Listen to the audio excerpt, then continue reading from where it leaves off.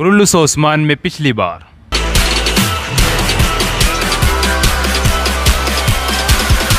तो बाला खातून कहते पहले तुम्हारी शादी कर ले फिर इस पर बात करेंगे। आलची चैक कहते बाबा की तरफ से फिक्रमंद नहीं हूँ मगर मेरी वालिदा, आप जानती हैं कि उनकी आयशा खातून के साथ ज़्यादा नहीं बनती। बाला खातून कहते हैं सब हल हो जाएगा। और उस्मान साहब कहते हैं उसकी नीयत हमारे सरों पर मुसीबत बनने की है। ओक्तम के साथ एक होकर हमारे सामने ताकतवर होना चाहता है।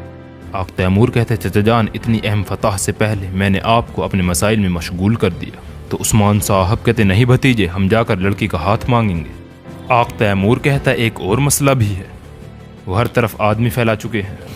आप ये शहर में नहीं हैं, वो जानते हैं, आपको ढूंढ रहे हैं। ये सुनकर उस्मान साहब कहते ठीक है तो फिर हम खुद जाकर उन्हें दिखा देते हैं। और बाला खातून से कहते हैं बाला हम ये शहर जा रहे हैं, फतह से पहले मरमराजक जाएंगे आलची चैक का हाथ मांगने। ओ गोज़ल्प, ओक्तम साहब को खबर करो, हम खैर के मामले के लिए उनके पास जा रहे हैं। ये सुनकर वो चला जाता है। फिर उस्मान साहब सिपाहियों के साथ चले जाते हैं। और आज के इस एपिसोड में आइंदर सुल्ताना से कहता है अब उस्मान की करारगाह वाली जगह हम मालूम कर चुके, उस करारगाह के बगैर कोपरी हसार में एक कदम भी नहीं उठा सकता। ये सुनकर सुल्ताना कहते खूब, लेकिन लगता है इससे तुम ज़्यादा खुश नहीं हुए बाइंदर। तो बाइंदर कहते यकीनन मुझे खुशी हुई मगर एक और मसला भी है। उस्मान अपने भतीजे के लिए एक लड़की का हाथ मांगेगा। सुल्ताना कहते मांग ले, हमें उससे क्या। बाइंदर कहता है आप दुरुस्त कह रही हैं मगर उस्मान अपने भतीजे के लिए ओक्तम साहब की बेटी आलची चैक खातून का हाथ मांगेगा। ये सुनकर सुल्ताना कहती है शादी उस्मान को अंदरूनी तौर पर मजबूत कर देगी, तमाम कबाइल को जमा करेगा और मरमराजक भी है। ये बात तुम्हें परेशान कर रही है बाइंदर। तो बाइंदर कहता है आलची चैक खातून को अपने लिए चाहता हूँ मैं सुल्ताना, हमें उससे पहले जाकर लड़की का हाथ मांग लेना चाहिए सुल्ताना। सुल्ताना कहते मैं समझ गई, आलची चैक तुम्हारी बीवी होगी, ये वालिदा सुल्ताना का हुक्म है। ये सुनकर बाइंदर खुश होता है और सुल्ताना कहते फ़ौरन ओलूफ और दूसरों को खबर भेजो, करारगाह की जगह अच्छी तरह उन्हें बताओ, उन्हें वो करारगाह ख़त्म करने के लिए कहो, उसमें मौजूद हर चीज़ समेत। बाइंदर कहता है उस्मान भी।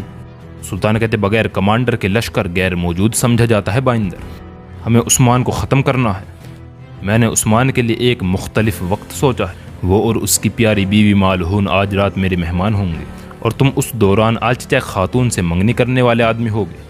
ये सुनकर बाइंदर कहते सुल्ताना मैं हुसैन को ओलूफ की तरफ भेज रहा हूँ मगर ओलूफ ये काम बगैर बदल के नहीं करता, मरमराजक चाहिए उसे, ज़रूर वो ये मुतालबा रखेगा।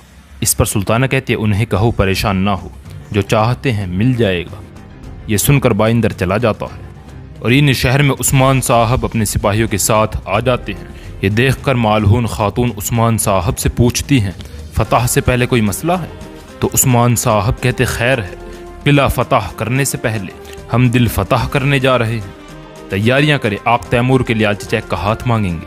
ये सुनकर आयशा खातून चौंक जाती है और उस्मान साहब कहते आयशा खातून आपसे पूछे बगैर हमने इस तरह खबर भेज दी, लेकिन हमें माफ़ कीजिएगा। इस पर आयशा खातून कहती हैं गुंदूज सरदार भी यही फैसला करते जो आपने किया। और वहाँ से चली जाती हैं, गुस्से में होती हैं। और जब खाना तैयार कर रही होती हैं वहाँ आक तैमूर आता है और आयशा खातून आक तैमूर से कहती है आक तैमूर मुझसे मशवरा लिए बगैर, मेरी इजाज़त लिए बगैर तुम ऐसी चीज़ किस तरह कर सकते हो। हाँ, अपनी इस हरकत से मुझे रोन दिया, अपने चचा के साथ जाकर हाथ मांगो, मैं उस महल में जाने वाली नहीं। तब आक तैमूर कहता है बाइंदर ने आलची चैक का हाथ मांगा है, मजबूर था, वरना आपकी इजाज़त के बगैर ऐसा कुछ कर सकता हूँ भला। आयशा खातून कहते वाकई उस लड़की से इतना प्यार करते हो। और वो तो आक तैमूर कहता अगर उससे प्यार ना होता तो मुझे क्यों बताती, आप आएंगी ना। ये सुनकर आयशा खातून कहते हैं बेटा मैं तुम्हारी मोहब्बत देख रही हूँ, लेकिन जान लो मुझे उस लड़की की मोहब्बत पर यकीन नहीं है। और दूसरी तरफ मरमराजक के तख्त पर बैठकर ओक्तम साहब कहते हैं तुम कह रही थी कि उनकी नीयत नहीं है। उस्मान साहब आलची चैक का हाथ मांगने आ रहे हैं। ये सुनकर बेंगे खातून कहते आप नहीं देंगे, ऐसे ना ओक्तम। ओक्तम साहब कहते उस्मान साहब कह रहा हूँ, मरमराजक को हमारे लिए वतन बनाने वाले सरदार जब वो मेरे दरवाजे पर खड़े होंगे तो क्या कहूँगा। अगर आलची चैक भी पसंद करती है तो जवाब वाज़ेह है। तब बेंगे खातून कहते मैं कह रही हूँ आप उन्हें नहीं देंगे। ओक्तम साहब कहते मैं दूंगा खातून। तो बेंगे खातून कहते नहीं देंगे ओक्तम, मैं अपनी बेटी सिपा सालार को नहीं दूंगी। और बातूर की शहादत के बारे में बात करने लगती है और कहते मैं वो नहीं भूल सकती।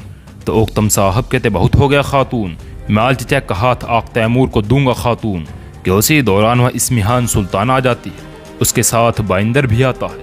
اور سلطانہ کہتے اور اگر میں طلب کروں آل چچیک کو اس وقت کیا کریں گے؟ مجھے نہیں عثمان صاحب کو اپنی بیٹی دیں گے؟ اور ادھر یہ شہر میں جارکتائے اولگین خاتون کے پاس آتا ہے اور کہتا ہے اولگین خاتون۔ اولگین خاتون کوئی جواب نہیں دیتی تو جارکتائے کہتا ہے اولگین خاتون کہہ رہا ہوں میں، کس سے بات کر رہا ہوں؟ تو اولگین خاتون کہتی ہے میں بحری ہوں۔ جارکتائے کہتا ہے اولگین خاتون نہیں جانتا تھا کہ تم اس سے متاثر ہوگی، معاف کر دو۔ یہ سن کر اولگین خاتون کہتے نہیں جانتے تھے، میرا مذاق اڑایا، ان تمام لوگوں نے تمہیں سنا، ان کے سامنے میرا مذاق اڑایا، نہ جانے انہوں نے میرے بارے میں کیا سوچا ہوگا۔ اب سے نہ میں تمہیں دیکھوں گی اور نہ سنوں گی جارکتائے۔ تو جارکتائے کھانے کی طرف ہاتھ بڑھاتا ہوا کہتا ہے کھانا بھی نہیں دیں گی۔ تو اولگین خاتون سے روکتی ہے کہ اسی دوران وہاں بوران آ جاتا ہے اور کہتا ہے کھانا کھا رہے ہو جارکتائے؟ کام آسان ہو اولگین باجی، براہ کرم مجھے بھی کھانا دے دے۔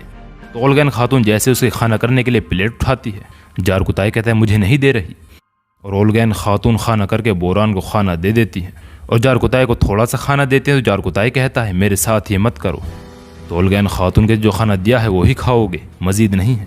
جارکتائے کہتے دیکھو میں جا رہا ہوں، کس سے بات کر رہا ہوں میں؟ تو اولگین خاتون کہتے نہیں میں بحری ہوں۔ جارکتائے کہتا ہے میں جا رہا ہوں۔ تو اولگین خاتون کہتے ہیں چلو جاؤ، اور جارکتائے زمین پر بیٹھتا ہوا جاتا ہے اور بوران کہتا ہے جارکتائے کیا کر رہے ہو بھائی؟ تو جارکتائے کہتا ہے ہاں بھائی کیا کروں، لگتا ہے بھوک کی وجہ سے میرا دماغ توازن برقرار نہیں رہا، مجھے کھانا نہیں دے رہی۔ تب بوران اس کی پلیٹ میں اپنی پلیٹ سے کھانا کرنے لگتا ہے اور جارکتائے خوش ہو جاتا ہے اور کھانا کھانے لگتا ہے۔ اور دوسری طرف مرمراج قلعے میں اوکتم صاحب کہتے ہیں کیا کہوں اسمہان سلطانہ، آپ نے مجھے باندھ دیا ہے۔ تو سلطانہ کہتے ہیں میں نے کچھ نہیں کیا اوکتم صاحب، اور تھوڑا دروازہ کھول کر آل چچیک انہیں دیکھنے لگتی ہے اور سلطانہ کہتے ہیں عثمان صاحب سے پہلے بائندر صاحب نے آپ کا دروازہ کھٹکھٹایا ہے، اور میں اب والدہ سلطانہ کی حیثیت سے آپ کی طرف سے آپ کی بیٹی کا رشتہ کر رہی ہوں۔ اور بائندر کہتا ہے میں اوکتم صاحب کا رشتہ دار بننے پر خوش تھا، لیکن وہ ہمیں نہیں چاہتے۔ یہ سن کر بینگ خاتون کہتے ہیں یہ کیسی بات ہے، ہمیں آپ پر پورا بھروسہ ہے، ایسے نہ اوکتم صاحب، بائندر صاحب سے بہتر ہمیں کوئی ملے گا کیا؟ تو اوکتم صاحب کہتے ایسے ہی ہے مگر عثمان صاحب۔ تو سلطانہ کہتے عثمان صاحب نافرمان ہیں، اس نافرمانی کا انجام آپ سب جانتے ہیں، یعنی عثمان آج ہے کل نہیں ہوگا، لیکن ہم یہاں ہیں اوکتم صاحب، اور میں بائندر صاحب کے ساتھ کھڑی ہوں۔ تو اوکتم صاحب کہتے ہیں پہلے مجھے آل چچیک سے پوچھنا ہے۔ اس پر سلطانہ کہتی ہے ضرور پوچھیں گے اوکتم صاحب، آل چچیک اگر اپنی والدہ کی طرح سمجھدار ہے تو اس کا جواب آپ اچھی طرح جانتے ہیں۔ اور بینگ خاتون کہتے آل چچیک کا جواب واضح ہے اسمہان سلطانہ۔ آل چچیک رضامند ہے، اور باہر کھڑی آل چچیک کہتی ہے بہت دیر کر دیا آق تیمور، اور دروازہ بند کر دیتی ہے کہ اسی دوران وہاں عثمان صاحب آ جاتے ہیں، اور آل چچیک کو روتا ہوا دیکھ کر سب حیران ہوتے ہیں اور اندر داخل ہو جاتے ہیں۔ اور عثمان صاحب کہتے ہیں کیا ہو رہا ہے یہاں؟ اوکتم صاحب ہم نے آپ کو خبر نہیں بھیجی، یہ کیا صورتحال ہے؟ تب سلطانہ کہتے اصل میں آپ کو کیا ہو رہا ہے عثمان صاحب، بغیر اجازت کے داخل ہو رہے ہیں۔ اس پر عثمان صاحب کہتے اصول کے مطابق ہم خبر بھیج کر آئے ہیں، لیکن واضح ہے کہ آپ بغیر خبر بھیج کر آئی ہیں اسمہان سلطانہ۔ تو دوستو آج کا یہ ایپیسوڈ یہیں ختم ہوتا ہے، امید کرتے ہیں آپ کو یہ ایپیسوڈ پسند آیا ہوگا۔ ملتے ہیں اگلے ایپیسوڈ کے ساتھ، تب تک کے لیے اجازت دیجیے۔